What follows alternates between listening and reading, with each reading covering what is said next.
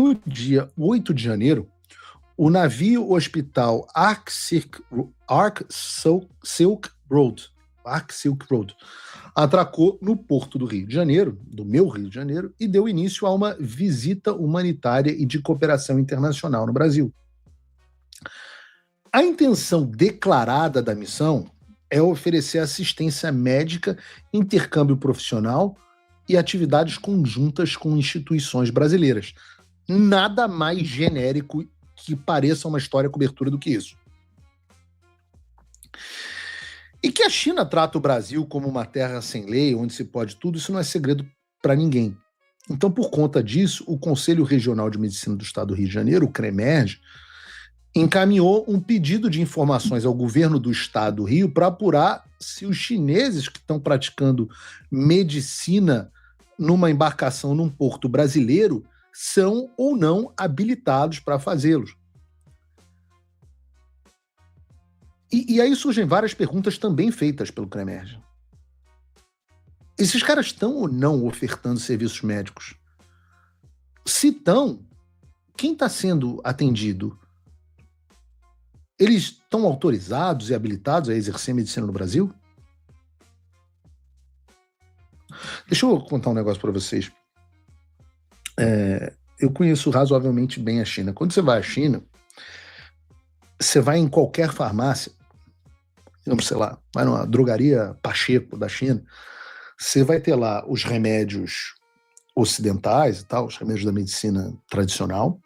Você tem um balcão que é só da medicina tradicional chinesa. E aí, meu irmão, pé de morcego, lagarta, meu irmão, tudo parece um negócio de bruxaria. A tal da medicina chinesa. O cara vai lá, o farmacêutico moe um pé de jabuti para você, mistura com o dente do morcego de Wuhan e aí trata a sua gripe. Porra, é um negócio horroroso. Pelo menos segundo a Secretaria de Saúde, eu não tenho nada para fazer intercâmbio com esses caras, né? Mas, segundo a Secretaria de Saúde do Rio, não está havendo atendimento médico no navio. E a visita é meramente diplomática. Só que o propósito oficial da missão é oferecer, dentre outras coisas, assistência médica. E aí eu fico perguntando, quem que está falando a verdade? E essa é uma discussão importante porque o grau da influência da China sobre o Brasil tem crescido e crescido muito.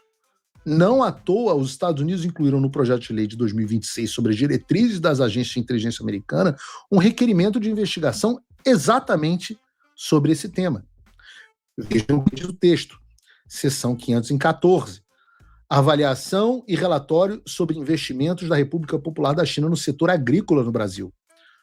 Avaliação exigida. 1. Em geral, no prazo máximo de 60 dias após a data de promulgação desta lei, o diretor de Inteligência Nacional, em consulta com o secretário de Estado e o secretário de Agricultura, deverá avaliar a extensão dos investimentos da República Popular da China no setor agrícola do Brasil. Considerações. A avaliação deverá considerar o seguinte: em que medida o presidente Xi Jinping se envolveu ou dirigiu engajamento com a liderança brasileira no que diz respeito ao setor agrícola no Brasil? B. A extensão do engajamento entre o governo da República Popular da China e o setor agrícola no Brasil. C. As intenções estratégicas de eventual engajamento ou direcionamento do presidente Xi para investir no setor agrícola do Brasil. D. O número de entidades sediadas ou pertencentes à República Popular da China que tinham investimentos no setor agrícola do Brasil, incluindo joint ventures com empresas de propriedade brasileira. E. Os impactos para a cadeia de suprimentos, o mercado global e segurança alimentar de investimentos ou de controle do setor agrícola brasileiro pela República Popular da China. B. Relatório exigido. Em geral, no prazo máximo de 90 dias após a data da promulgação dessa lei, o diretor deverá apresentar aos comitês de inteligência do Congresso um relatório detalhado à avaliação exigido pela subseção A. 2. Forma. O relatório exigido pelo parágrafo 1 deve ser apresentado em forma não classificada, ou seja, pública, podendo incluir um anexo classificado. Interessante, porque se a gente tiver acesso, a gente vai saber o tamanho da extensão que a China tem no setor agrícola brasileiro. C. Definição de setor agrícola. Para os fins dessa seção, o setor agrícola significa qualquer infraestrutura física, produção de energia ou terra associada à produção de culturas agrícolas. Então, dentro dos próximos meses, a gente deve ter uma avaliação oficial dos Estados Unidos sobre esse investimento da China no agro brasileiro. Quais são as intenções da China ao investir nesse setor? Quais são as empresas chinesas que investem no agro brasileiro? E quais são os impactos disso para o mercado global e para os Estados Unidos? Então, não pensem que os próximos meses vão ser de inação e passividade. Muito pelo contrário, tem muita coisa acontecendo e possibilidade de exercer pressão. Isso porque na parte da manhã, enquanto a gente estava falando, discutindo qual seria a pauta do programa de hoje, eu recebi uma notícia muito interessante de que os Estados Unidos estavam suspendendo os processamentos de vistos para 75 países, incluindo o Brasil. A informação saiu na Fox News e diz que um memorando do Departamento de Estado ao qual eles tiveram acesso dirige os oficiais consulares a recusar todos os vistos de países como só paizão: Somália, Rússia, Afeganistão, Iraque, Irã, Egito, Nigéria, vários outros e o Brasil. Os vistos ficariam suspensos até que o departamento consiga reavaliar os procedimentos necessários para esses países. É uma suspensão que vai valer a partir do dia 21 de janeiro e vai continuar por tempo indefinido até que o Departamento de Estado diga o contrário. E aqui cabem algumas considerações para vocês. A notícia que a gente acabou de dar aqui tem que ser entendida a partir de um contexto maior.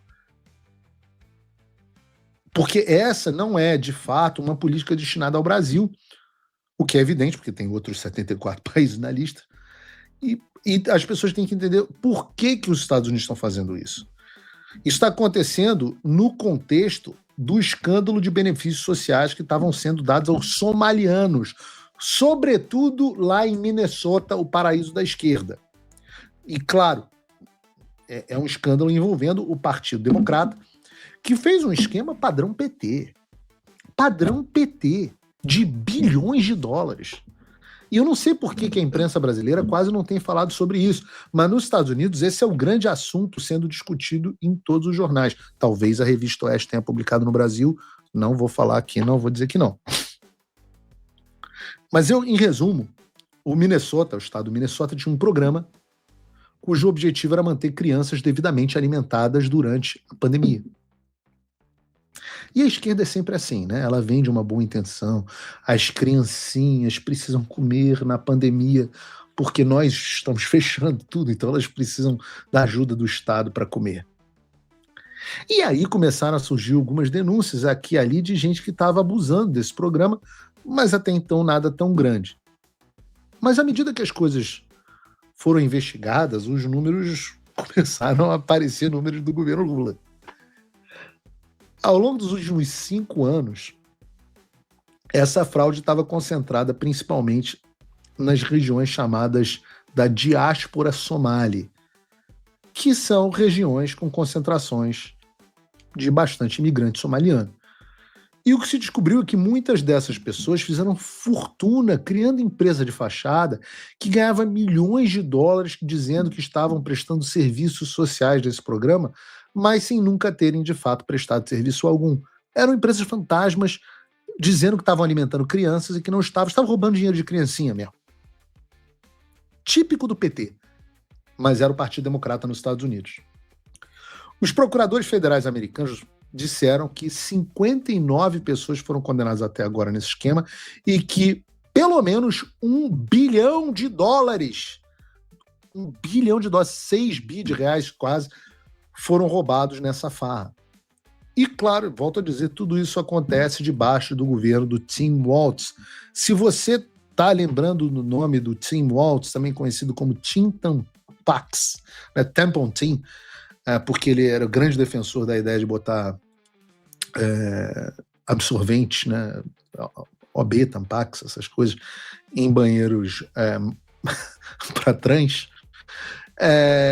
Ele foi candidato, ele era o companheiro de chapa, ele era o candidato a vice-presidente da Kamala Harris nas eleições de 2024. Por pouco, este homem não é o vice-presidente dos Estados Unidos. E é um escândalo tão grande que o governador que estava... E é para mais uma reeleição. Minnesota é um lixo. Um lixo em todos os sentidos. A pessoa acha que aqui não tem estado lixo. Minnesota virou um lixo. E o Tim Tampão, Tim Walz, estava indo tão bem para ir para um terceiro mandato que teve que desistir de concorrer. E esse é o mesmo cara que substituiu a bandeira do estado de Minnesota por uma bandeira que remete à bandeira da Somália, justamente o país com mais beneficiados no esquema de fraude no estado dele. Vejam o vídeo. Oh, wait a minute.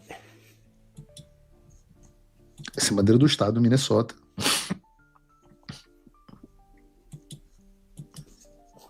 E ele substitui. Que coisa linda. There, that's better. Que coisa. Ah, melhorou, né? Que coincidência. Veja, a nova esquerda, nova bandeira. Bota aí o vídeo. Whoa, wait a minute. Vou botar aqui no final. Bota no final aí pra mim, Bruno, que eu não consigo. There, Isso. Essa bandeira à esquerda, a nova bandeira do Minnesota que o Tim Walz aprovou, e a bandeira da Somália, que é justamente onde estavam tendo os roubos. E essa revisão do Trump, voltando à questão dos vistos, essa revisão do Trump na questão dos vistos, vem dessa tensão imigratória que foi causada nos Estados Unidos por conta do escândalo envolvendo os somalianos.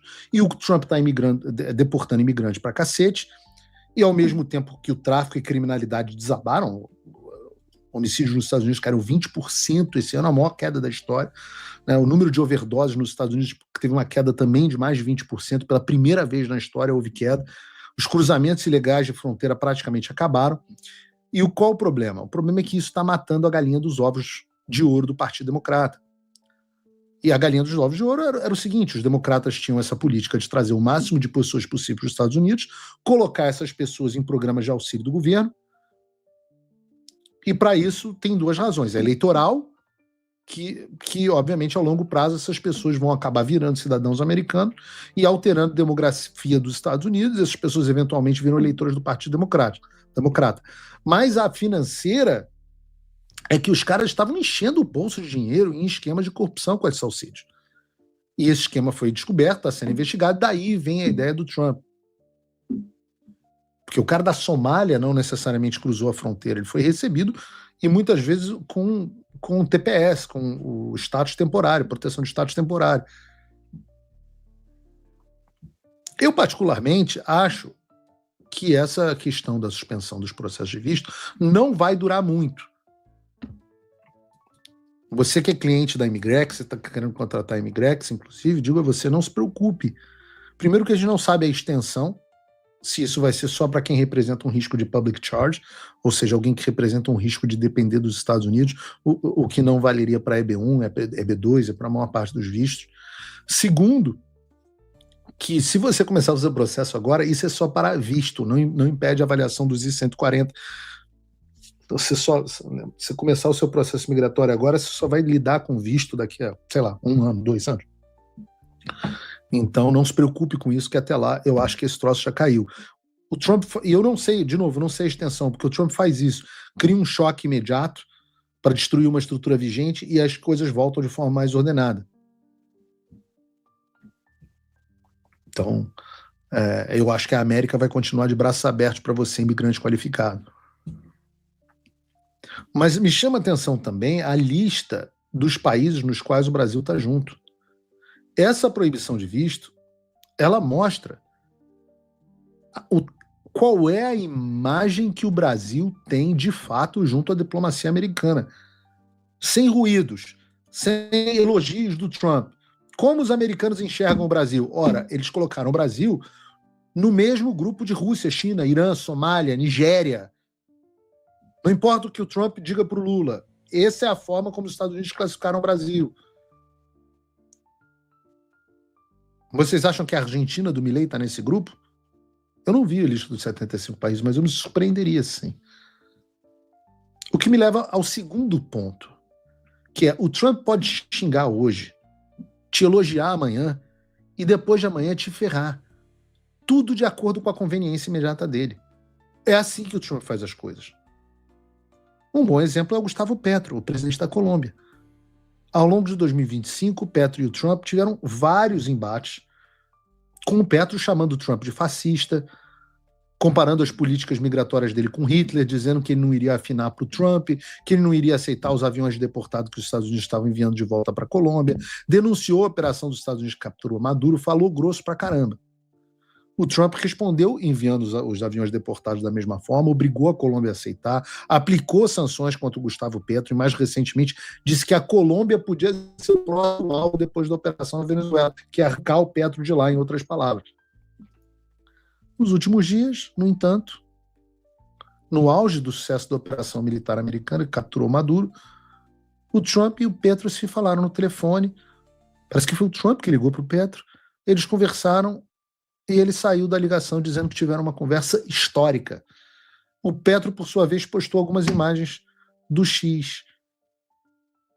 E vejam o que é que o Macho Man Petro, o homem que iria peitar o Donald Trump, postou depois da reunião.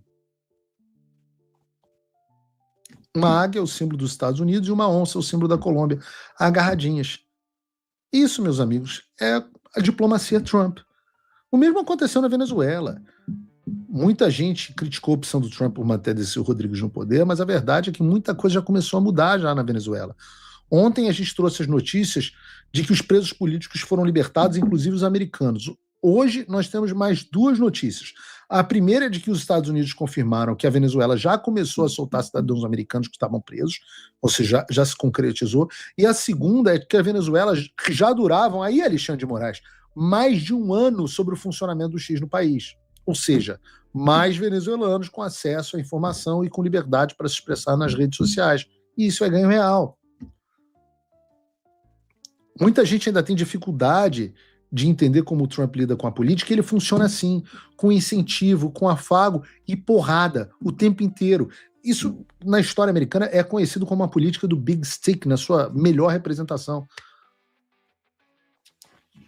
O presidente Teddy Roosevelt, que eu sempre digo aqui, que talvez seja o meu presidente predileto dos Estados Unidos, né, falava, talk softly but carry a big stick, né, ou seja, fale suavemente, gentilmente, mas carregue um grande porrete. O Trump te elogia e carrega um grande porrete. Ele bota e tira a mão o tempo inteiro. Ele aplica pressão, ele tira pressão. Ele chama para negociar, ele ameaça. Ele fecha o acordo. O Petro foi de falar grosso com ele para postar meme bonitinho no X. O Trump bota o cara para falar fino e depois estende a mão para a pessoa e fecha a negociação. A ideia de que o Trump e o Petro podem, inclusive o Trump e o Petro, podem até se encontrar pessoalmente na Casa Branca nos próximos meses, que é o mesmo que ele está prometendo com o Lula, algo que era impensável há pouco tempo. E a moral da história é que o Trump não tem nenhuma questão pessoal, não toma ofensa para si. Ele é absolutamente pragmático em relação aos interesses do momento. Se é bom para ele, ou para os Estados Unidos, ele negocia com Lula, com Petro, com Putin, com Xi Jinping, com quem quer que seja. E apesar de algumas pessoas interpretarem isso de maneira negativa, a verdade é que esse é um ponto que pesa muito em nosso favor. Aqueles que estão achando que o Lula e o Trump são os melhores amigos, eu sinto a dizer, mas se o interesse dos Estados Unidos em relação ao Brasil mudar, a relação muda também. O que hoje é uma forma, amanhã não é mais.